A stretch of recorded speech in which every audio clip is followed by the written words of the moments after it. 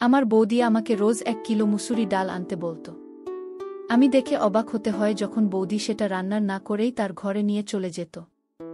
যখন সে ঘর থেকে বের হতো তখন সে খুঁড়িয়ে খুঁড়িয়ে হাঁটত আর বলত যে ডালটা খুব ভালো ছিল। বৌদির এই রহস্য জানার জন্য আমি একদিন আমার ছোট বোনকে বৌদির ঘরে লুকিয়ে থাকতে বলি। যখন সে ঘর থেকে বের হয় তখন সেও খোলা ছিল।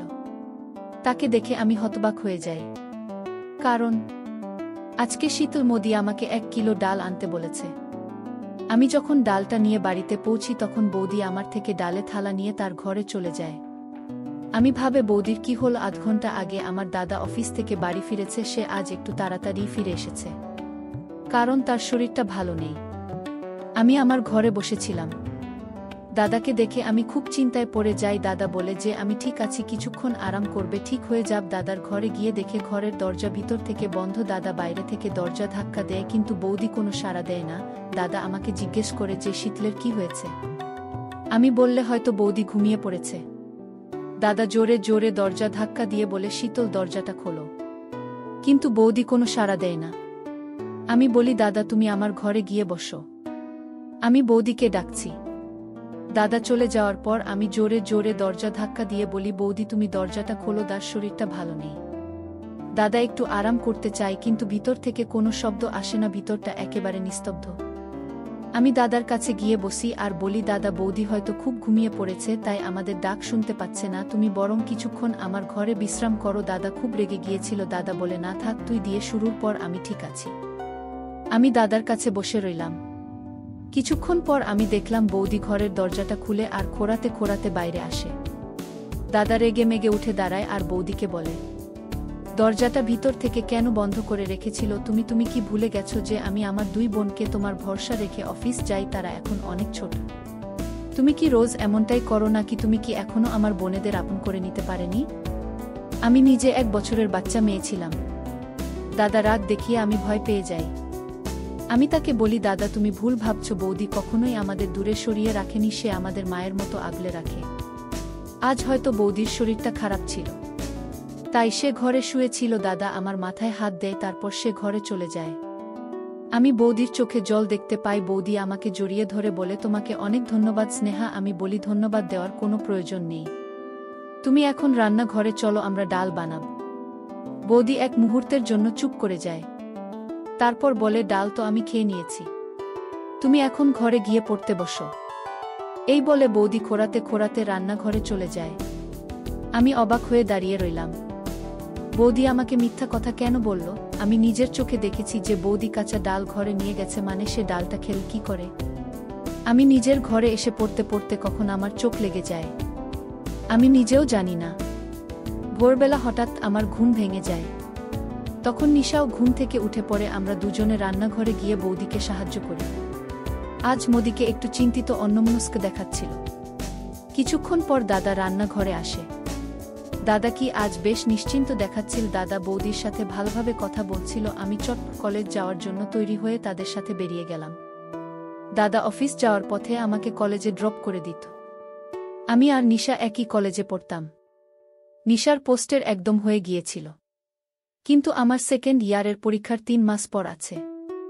আমি বাসে করে কলেজ থেকে ফিরতাম, আর যখন আমি বাড়ি এলাম তখন মনে হল বৌদি আমার জন্য অপেক্ষা করছিল। আমি আসতেই বৌদি বলে, স্ত্রী হো, তাড়াতাড়ি ইউনিফর্ম পাল্টে নাও আর আমাকে 1 কিলো ডাল এনে দাও তো।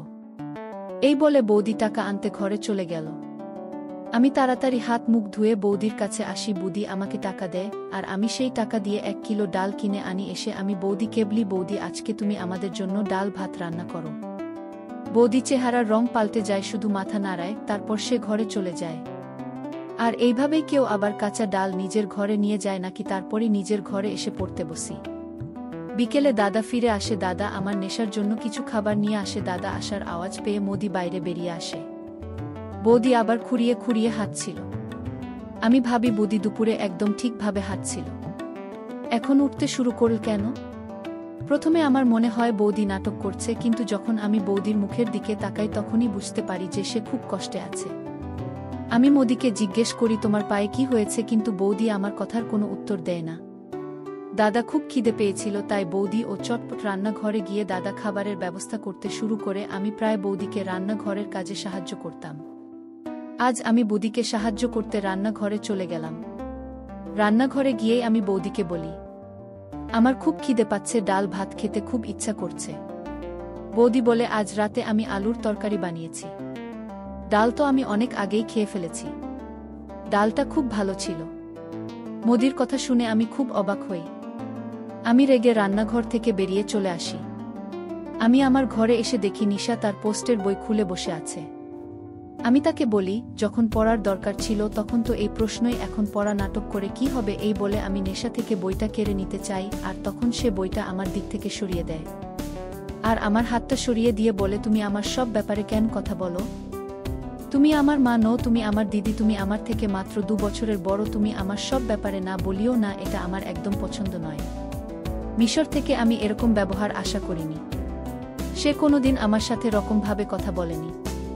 আমি ঘর থেকে বেরিয়ে এসে দাদার কাছে এসে বসি। দাদা আমাকে আমার পড়াশোনার ব্যাপারে জিজ্ঞেস করে, কিন্তু তখন আমার মনটা বৌদি দিকে ছিল।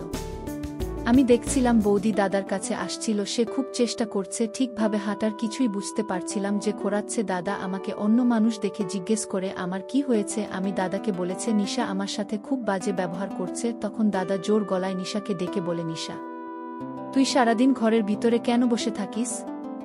বাইরে এসে আমাদের সাথে বস। নিশা হঠাৎ করে কাঁদতে শুরু করে আর বলে, বাবা তো পৃথিবী ছেড়ে চলে গেছে, কিন্তু সে তো মাকে রেখে গেছে। সবসময় সবাই আমাকে কিছু না কিছু করতে বলেছে।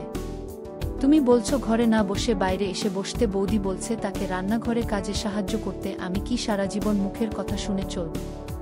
আমি কি নিজের ইচ্ছা মতো কিছুই করতে পারবো না?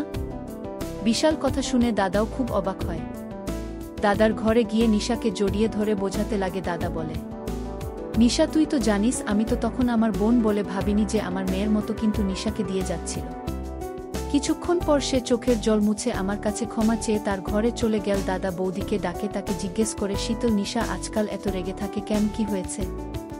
এটা শুনে বৌদি একটু ভয় পেয়ে যায়, তার চেহারার রং পাল্টে যায়।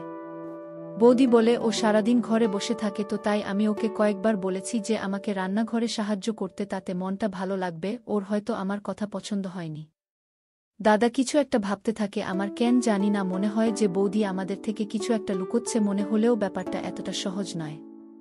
পরের দিন দাদা আমাদের জন্য টিফিন নিয়ে আসে, নেশার জন্য কিছু সিনেমা নিয়ে আসে, কিছু গল্পের বই আর নুডলস নিয়ে আসে। দাদা নিশাকে সব জিনিসগুলো দিয়ে বলে, আজকের পর থেকে তুই আর বাড়িতে বোর হবি না। দাদা শীতল মোদি যেন একটা ক্যারম কিনে আনে। বৌদিকে সেটা দিয়ে বলে, তুমি আজ নেহা এবার থেকে কেমন খেলবে, এবং যদি খুব খুশি হয়। আমি নিশার ঘরে গিয়ে দেখি সেও খুব উৎসাহিত, তার জন্য দাদা কিছু বাচ্চাদের সিনেমা নিয়ে এসেছে। নিশা বলে, স্নেহা এবার থেকে আমি সারাদিন সিনেমা দেখব, তুই মন দিয়ে পড়াশোনা করো। একদিন রাতে আমি পড়াশোনা করছিলাম, তখন আমি দেখি যে বৌদি তার ঘর থেকে বেরিয়ে আসে, সে চটপট ছাদে চলে যায়। আমি ভাবি এত রাতে প্রতি ছাদে কেন গেল, আমার পড়া থেকে মন উঠে যায়। প্রায় 1 ঘন্টা পর বৌদি ছাদ থেকে নেমে আসে। আমি তো এসব কি হচ্ছে? পরের দিন আমি যখন কলেজ থেকে ফিরি তখন বৌদি আবার আমাকে টাকা দিয়ে বলে 1 কিলো ডাল কিনে আনতে। আমি জামা কাপড় পাল্টে যখন ঘরে যাই তখন দেখি নিশা আবার ফার্স্ট ইয়ারের বই নিয়ে বসে আছে। আমাকে দেখে চমকে উঠে আসে, তাড়াতাড়ি বইটা নিয়ে ঘর থেকে বেরিয়ে যায়। আমি ঠিক করি আগে বৌদির ডাল টেনে দিয়ে তারপর নিশার সাথে কথা বলবো। আমি বৌদির জন্য ডাল কিনে আনি, বৌদি সেটা নিয়ে চুপচাপ ঘরে চলে যায় আর আমার সাথে কোনো কথাই বলে না। ঘরে ঢুকে ঘরের দরজা ভিতর থেকে বন্ধ করে দেয়। আমি নিশার খোঁজ নেওয়ার জন্য ঘরে যাই। নেশা আমাকে বলে, স্নেহা তুমি রোজ রোজ বৌদিকে ডাল এনে দিও না। না, আমি নিশাকে জিজ্ঞেস করি সে এমনটা কেন বলছে। তখন নিশা উঠে এসে আমার কানে কানে এমন একটা কথা বলে যেটা শুনে আমি হতবাক হয়ে যাই। আমি নিশার কথা খেলতে পারছিলাম না, কারণ এখন সে সারাদিন বাড়িতেই থাকে আর বৌদি সারাদিন কি করে সেটা ওর জানার কথা।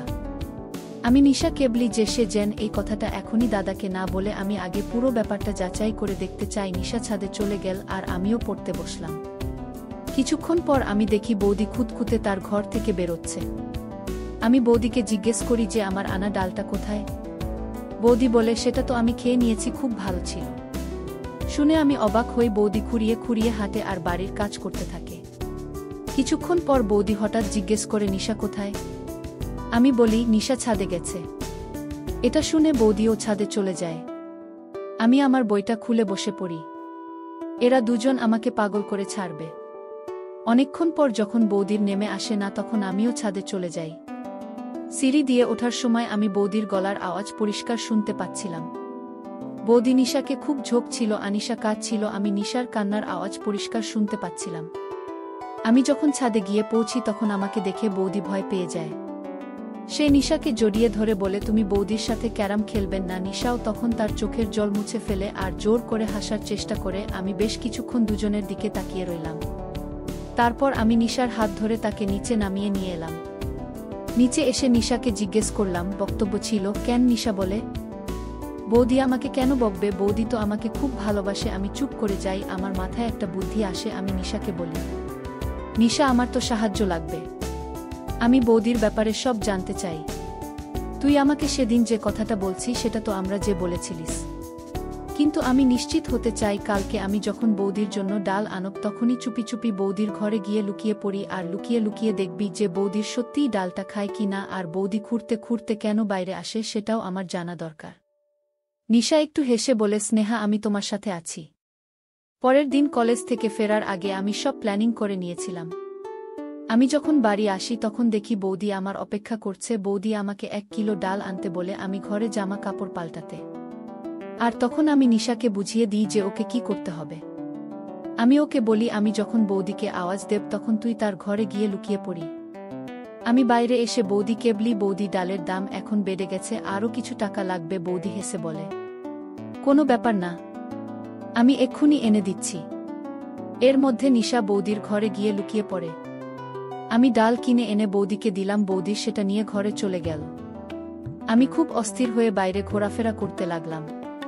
তাই 1 ঘন্টা পর বৌদি ঘরের দরজাটা খুলে বৌদি খোঁড়াতে খোঁড়াতে বাইরে আসে আর রান্নাঘরে চলে যায়। তারপর নিশা বেরিয়ে আসে। আমি দেখে অবাক হয়ে যাই যে নিশাও তখন খরচ। আমি নিশার হাত ধরে তাকে জিজ্ঞেস করি, তুই কিছু জানতে পারিনি? নিশা বলে, আমি তোমাকে আগেই বলেছিলাম যে বৌদির লুকিয়ে লুকিয়ে বাড়ি থেকে বের হয়। আজ আমি সেটাই দেখলাম। তুমি তো আগের দিন আমার কথা বিশ্বাস করতে চাইছিলেন না। বৌদি জানলা দিয়ে বের হয়, সেই জানাটা খুব ছোট। সেখান থেকে বেরোতে গিয়ে পায়ে চোট লাগে আর সেই কারণেই বৌদি খুঁড়িয়ে খুঁড়িয়ে হাঁটে। আজ আমিও সেই জানলাটা দিয়ে বৌদির পিছু নিতে চেয়েছিলাম, কিন্তু আমার পায়ে চোট লাগে আর সেই কারণে আমি আর বৌদির পিছনে যেতে পারি না। আমি নিশাকে বলি, নেশা তুই আমাকে কথা দিয়ে তুমি দাদাকে এই ব্যাপারে কিছু বলবি না? নিশা বলে, আমি কি পাগল নাকি যে দাদাকে বলব? আমি কখনোই চাই না যে দাদার ঘর ভেঙে যাক। আমি নিশা একটা বই দিয়ে বলি, এই বইটা খুব ভালো, তুই এটা পড়িস। আমি নিশার মনটা অন্যদিকে ঘোরাতে চেয়েছিলাম, কিন্তু আমি নিজেই বুঝতে পারছিলাম না যে দাদাকে এই কথাটা বলা উচিত না উচিত নয়। এসব ভাবতে ভাবতে কখন ঘুমিয়ে পড়ি আমি নিজেই জানি না। যখন আমার ঘুম ভাঙে তখন আমি দাদার চিৎকার শুনতে পাই। আমি দৌড়ে নিচে এসে দেখি দাদা, বৌদি আর নিশা কথা বলছে। দাদা নিশার উপর খুব রেগে আছে। আমার মনে হলো নিশা হয়তো দাদাকে সবটা বলে দিয়েছে, তাই দাঁড়িয়েছে। আমাকে দেখে দাদা বলে, স্নেহা আমি তো তোকে খুব বুঝদার মেয়ে ভাবতাম, তুমি ওকে সামলাতে পারলেন না। দাদা নিশার কথা বলছিল। আমি অবাক হয়ে তাকে জিজ্ঞেস করি, কি হয়েছে? তখন আমি দাদার চোখে জল দেখতে পাই। দাদা বলে, তুই ওকে জিজ্ঞেস কর যে ছাদে ওটা কে ছিল, কার সাথে দেখা করতে ছাদে গিয়েছিল। শুনে আমি অবাক হয়ে যাই। বলতে গিয়ে সে বলে, সুনীল তুমি কোনো প্রমাণ ছাড়াই মেয়েটাকে দোষ দিতে পারো না। ও বাচ্চা মেয়ে, ও ঠিক শুধরে যাবে, তুমি চিন্তা করো না। দাদা রেগে বৌদিকে বলে, শীতল আমি তোমাকে বিয়ের আগেই বলেছিলাম যে এই 2 মেয়ে শুধু আমার বোন নয়, ওরা আমার মেয়ের মতো। তোমাকে ওদের মা হয়ে উঠতে বলা হয়েছিল, তুমি কি ওদের এই শিক্ষা দিয়েছ? আমি নিশার হাত ধরে তাকে ঘরে নিয়ে আসি। ঘরে এসে আমি ওকে জিজ্ঞেস করি, নিশা এসব কি হচ্ছে? তুই আমাকে সব কথা খুলে বলে। নিশা বলে, বৌদি চায় না যে আমরা দুজন দাদার বাড়িতে থাকি, তাও বৌদি ইচ্ছে করে এসব করছে আমাদেরকে দাদা চোখে ছোট করে দেওয়ার জন্য।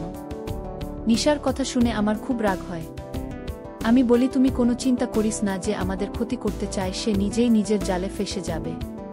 পরের দিন আমি যখন দাদার সাথে কলেজ যাচ্ছিলাম তখন আমি দেখি দাদা খুব চুপচাপ আছে। দাদা চোখে মুখে রাগ স্পষ্ট দেখা যাচ্ছিল। আমি দাদাকে বলি, দাদা আজ তুমি অফিস থেকে হাতে নিয়ে আমার কলেজে নিতে এসো। আমি একটা সত্যি তোমার সামনে তুলে ধরতে চাই। দাদা কিছু না বলে চলে গেল, কিন্তু আমি খুব নিশ্চিন্ত হলাম যখন দাদা ঠিক সময়ে আমাকে কলেজ থেকে নিতে আসে। আমরা বাড়ি আসি। বাড়ির বাইরে আমি দাদাকে বলি, দাদা তুমি বাইরে দাঁড়াও, আমি যতক্ষণ না ইশারা করছি ততক্ষণ তুমি বাড়ির ভিতরে ঢুকো না। দাদা বলে, ঠিক আছে। আমি বাড়ির ভেতরে যাই আর বৌদি আমাকে ডাল আনার জন্য অর্ডার দেয়। আমি যখন ডাল কেনার জন্য বাড়ি থেকে বেরিয়ে আসি তখন দাদা আমার কাছে এসে জিজ্ঞেস করে ভিতরে কি চলছে। আমি বলি, দাদা তুমি চুপচাপ এখানে দাঁড়িয়ে থাকো, আমি ঠিক সময় মতো তোমাকে ডেকে নেব, আজ সবটা তোমার কাছে পরিষ্কার হয়ে যাবে। আমি ডাল কিনে এনে বাড়িতে ঢুকলাম, বৌদি আমার হাত থেকে ডালটা নিয়ে তার ঘরে চলে যায়। আমি এই সুযোগের অপেক্ষাতেই ছিলাম। আমি সঙ্গে সঙ্গে বাইরে গিয়ে দাদাকে ডেকে আনলাম। আমি দাদাকে বললাম, দাদা তুমি তোমার ঘরের দরজাটা খোলো। তাদের কাছে একটা এক্সট্রা চাবি ছিল, সেটা দিয়ে দাদা তার ঘরের দরজা খোলে। তখন ভেতরে যায়। তখন থেকে বৌদি ভেতরে নেই। ঘরের একটা ছোট্ট জানলা খোলা, আমি আর দাদা জানলার কাছে এসে দেখি বৌদি তাড়াতাড়ি হেঁটে কোথাও একটা যাচ্ছে। দাদা ওই জানলাটা দিয়ে বেরিয়ে যায়, আমি আর নেশা অনেক কষ্টে সেই জানলা দিয়ে বাইরে আছি। আমরা তিনজনে বৌদির পিছন পিছন যেতে যেতে আমরা একটা ফাঁকা জায়গায় এসে পড়ি। সেখানে একটা সাধু বাবার ঘর ছিল, যেখানে লোকেরা তাবিজ বানাতে আসতো। জোরে জোরে হাঁটতে হাঁটতে হঠাৎ বৌদি পিছন ফিরে আমাদের তিনজনকে দেখে থমকে দাঁড়ায়। বৌদি চেহারার রং পাল্টে যায়। দাদা এগিয়ে গিয়ে বৌদির হাত ধরে তাকে বাড়ি নিয়ে আসে। দাদার রাগ দেখে আমরা সবাই ভয় পেয়ে যাই। বাড়ি এসে দাদা বৌদিকে বলে, শীতল, আজ আমি নিজের চোখে সবটা দেখেছি, তাই আমাকে মিথ্যে বলে কোনো লাভ নেই, তাই আমাকে সব সত্যি কথা বলো। বৌদি বলে, সুনীল ভগবান জানে আমি তোমারই দুই বোনকে নিজের মেয়ের মতো ভালোবাসি, কিন্তু ওদের জন্য তুমি আমাকে সন্দেহ করো। মাঝে মাঝে ওদের জন্য আমাকে 2-4 কথা শুনিয়ে দাও। এসব দেখে আমার মনে হয়েছিল যে তুমি হয়তো আমাকে ভালোবাসো না। আমার মনে হয়েছিল তুমি হয়তো অন্য কাউকে ভালোবাসো, আর আমাকে খুব শিগগিরই তালাক দিয়ে দেবে। আমি এই বিষয়ে আমার দিদির সাথে কথা বলি। দিদি আমাকে সাধু বাবার কথা বলে, সেই সাধু বাবা খুব শক্তিশালী, তার মন্ত্র প্রয়োগ করলে নাকি স্বামী মুঠোর মধ্যে চলে আসে। তাই আমি তোমাদেরকে লুকিয়ে রোজ সেই সাধু বাবার কাছে যেতাম। বাবা মাকে বলেছিলেন যে 30 দিন 1 কিলো মুসুর ডালের উপর তার মন্ত্র প্রয়োগ করতে হবে, তারপর সেই ডালটা নদীর কিনারায় ফেলে দিতে হবে, তাহলেই ফল পাওয়া যাবে। আমি 25 দিন এই কাজটা করে ফেলেছি। তুমি আর স্নেহা বেরিয়ে যাওয়ার পর আমি মন্ত্র পড়তাম, তাই আমি নিশার উপর মন দিতে পারিনি। নিশা আমাদের পাড়ার একটা বখাটে ছেলে রবি প্রেমে পড়ে গেছে, ওদের লুকিয়ে দেখা করা আর চিঠি পাঠানো শুরু হয়েছে। আমার আগেই সন্দেহ হয়েছিল, তাই আমি রাতের বেলা ছাদে গিয়েছিলাম। ছাদে গিয়ে আমি নিশার হাতে রবির চিঠি দেখি। সেই চিঠিতে রবি নিশার খুব প্রশংসা করেছিল। আমি নিশাকে সাবধান করেছিলাম যে আমি তোমার দাদাকে সব বলে দেব, তাই সময় থাকতে থাকতে শুধরে যাও। কিন্তু নিশামকে নিজের শত্রু ভেবে বসে আমি ভেবেছিলাম যে 30 দিন পর যখন আমার বোতলটা শেষ হয়ে যাবে তখন আমি নিশার উপর ভালো করে নজর রাখব। কিন্তু সেটা শেষ হওয়ার আগেই তুমি সবটা জেনে গেলে। আমি নিশার ঠিকমতো খেয়াল রাখতে পারিনি, তার জন্য আমি তোমার কাছে ক্ষমা চাইছি। আমি নিশার দিকে তাকাই, সে লজ্জায় মাথা নিচু করে দাঁড়িয়েছিল। দাদা গিয়ে নিশার মাথায় হাত রেখে বলে, রবি যদি ভালো ছেলে হতো তাহলে আমি নিজে ওর সাথে তোর বিয়ে দিতাম, কিন্তু রবি একটা খুব খারাপ ছেলে, পাড়ার সব মেয়ের উপর তার নজর। নিশা কাঁদতে কাঁদতে বলে, আমি বাড়িতে খুব একা বোধ করতাম, তাই আমি ভুল রাস্তায় হেঁটে ফেলেছি, না হলে আবার রবির প্রতি তেমন টান নেই। এটার সঙ্গে দাদা নিশ্চিন্ত হয় আর আমাদের দুজনকে ঘরে পাঠিয়ে দেয়। এরপর থেকে দাদা বৌদির খুব খেয়াল রাখে, আর আমাদের সামনে কখনো বৌদিকে বলে না। আমিও দাদাকে বলি যে দাদা তুমি বৌদি কিছু বলবে না, বৌদি আমাদের মায়ের মতন। বৌদি আমাকে জড়িয়ে ধরে আর আমাদের বাড়িতে আবার সুখ শান্তি ফিরে আসে।